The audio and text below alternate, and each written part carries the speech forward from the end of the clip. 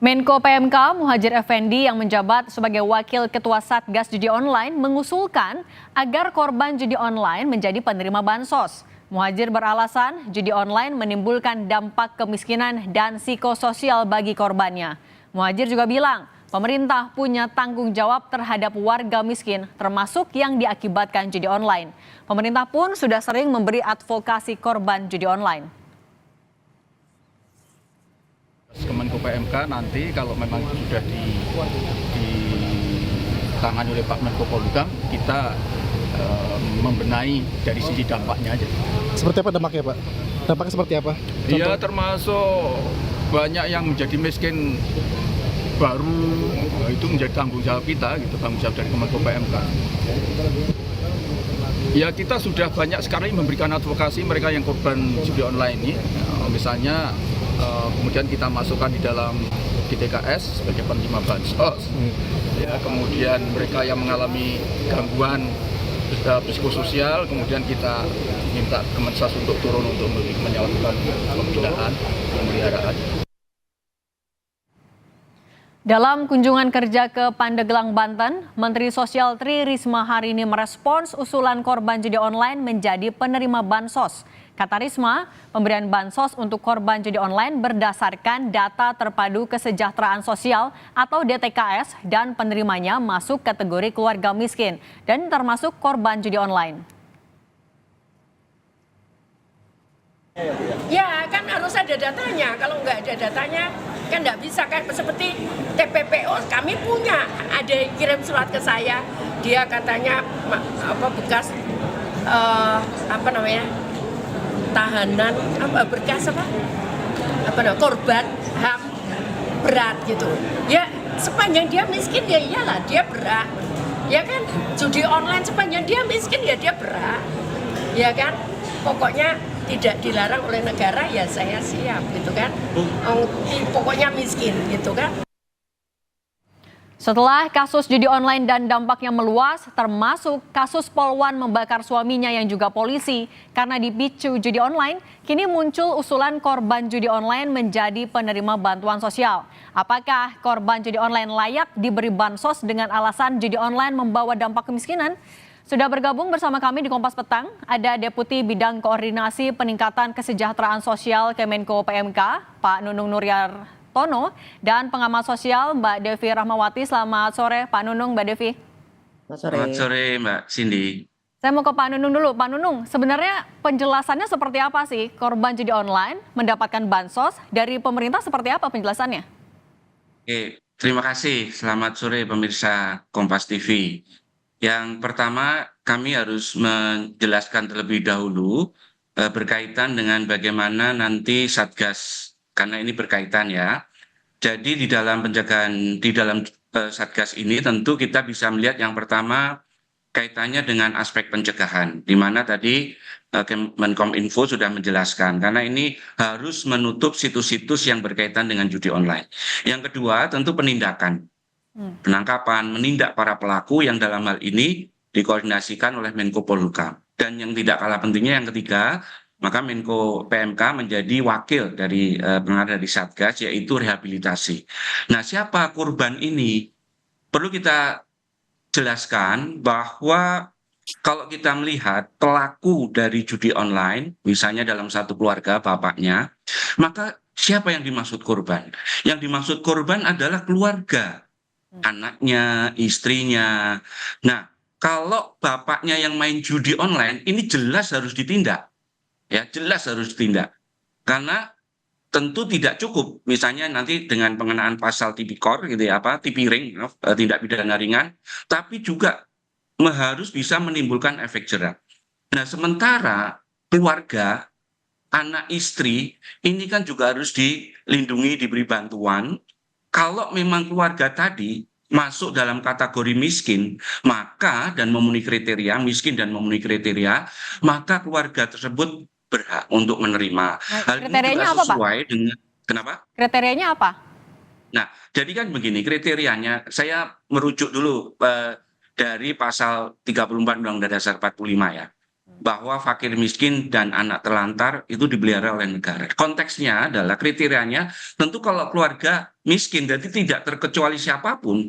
Kalau keluarga miskin, termasuk keluarga yang tadi orang tua atau ayahnya itu main judi online, dia masuk dalam kategori miskin, maka itu harus diberikan bantuan. Oke, saya mau ke Mbak Devi. Mbak Devi, berbekal fakir miskin dipelihara negara, tapi Mbak Devi melihatnya tepatkah korban judi online dapat bansos sebenarnya? Ya, pertama tentu ide ini sesuatu yang baik. Yang perlu kita cermati adalah metodenya. Artinya sepakat bahwa memang korban dari pelaku judi online yaitu keluarga atau pasangan itu tetap mendapatkan perhatian. Tapi ada hal yang misalnya menurut hemat saya perlu dipastikan dulu agar kebijakan ini juga mendapatkan dukungan seluruh masyarakat. Satu, persoalan ketepatan sasaran para penerima perlinsos gitu ya. Ini kan menjadi satu hal yang masih terus-menerus sebagian masyarakat mempertanyakan. Sekarang dengan kehadiran teknologi gitu ya, update terhadap siapa yang misalnya hari ini yang awalnya menerima bantuan kemudian tidak lagi menerima bantuan, lalu yang kedua yang harus menerima bantuan karena tiba-tiba kena PHK dan sebagainya, itu harus secara transparan agar kemudian kita tidak lagi menemukan di lapangan belum adanya kebijakan yang baru ini saja masyarakat masih merasa ada satu tidak tepat sasaran, kedua ada potensi penerimanya adalah orang-orang yang dianggap dekat dengan birokrasi yang mengatur data siapa yang berhak mendapatkan. Setelah itu kalau kita ingin masuk ke usulan kebijakan ini, ada hal yang perlu kita perhatikan bahwa para pengguna atau pelaku judi online ini sebenarnya mereka masih bisa jadi terkena kecanduan. Kalau sudah kecanduan, hal yang juga menurut hemat saya perlu diperhatikan negara adalah membantu mereka keluar dari kecanduan terlebih dahulu, terlepas dari aspek hukum yang memang mereka harus hadapi. Karena kalau mereka tidak terlepas dari situ, sekembalinya mereka ke pangkuan keluarga, mereka tentu saja akan kembali tanda kutip merugikan keluarga, pasangan atau kerabat mereka dengan perilaku yang tidak selesai. Oleh karenanya Satgas ini penting juga untuk melibatkan kampus, lembaga swadaya masyarakat untuk misalnya ada tim yang juga membantu assessment tadi. Oke, baik. Pak Nunung tadi katakan kuncinya adalah memutus kecanduan. Apakah sebenarnya bansos ini cukup untuk memutus lingkaran kecanduan tadi? Tapi Pak Nunung jangan dijawab dulu, kita bahas lagi usai jeda. Tetap di Kompas Petang, saudara. Masih bersama kami Deputi Bidang Koordinator Peningkatan Kesejahteraan Sosial Kemenko PMK, Pak Nunung Nuryartono, dan pengamat sosial Mbak Devi Rahmawati. Pak Nunung, tadi apakah bisa sebenarnya bansos ini memutus kecanduan ataupun juga lingkaran kemiskinan ini Pak terkait dengan judi online? Oke, jadi saya kembali lagi bahwa kalau penyakit masyarakat judi, ada yang luring, ada yang online dengan kecanggihan sekarang ini, maka komprehensif di dalam penanganan mulai dari penindakan, pencegahan, pendidikan, dan rehabilitasi. Nah, pertanyaannya tentu kembali bahwa apakah dengan bansos bisa memutus rantai kemiskinan? Nah, perlu kami tekankan, pemerintah saat ini juga sangat fokus untuk bisa mengurangi angka kemiskinan secara signifikan, termasuk di dalamnya kemiskinan ekstrim. Oleh karenanya, upaya untuk bisa memberikan bantuan sosial kepada kelompok masyarakat miskin ini betul-betul menjadi perhatian pemerintah. Nah, kalau kita lihat pelaku dari judi online yang tentu ini akan ada sanksi pidananya, maka kita melihat bahwa juga banyak mayoritas pada masyarakat lapisan bawah. Nah, tentunya dengan usaha untuk kita bisa memberikan bantalan kebutuhan ekonomi, harapannya masyarakat ini kemudian bisa tidak mengharapkan dari perjudian. Tapi yang jauh lebih penting tadi adalah pencegahan situs-situs yang berkaitan dengan judi online harus betul-betul dihilangkan. Karena ini dampaknya cukup besar, Mbak. Jadi hasil dari perjudian ini tidak hanya keluarga yang menjadi korban, masyarakat, bahkan negara. Karena banyak juga hasil dari judi online itu kemudian ada pencucian uang, gitu ya. Dan ini sudah terbukti. Saya kira itu, Mbak. Oke, nah Mbak Devi, ini kan juga sebenarnya masih menuai kritik ya. Apakah jangan-jangan bansos bisa dinilai melanggengkan judi online juga di masyarakat? Nah, kalau Mbak Devi melihatnya gimana caranya agar pengawasannya tepat, kemudian juga pemberiannya tepat sasaran?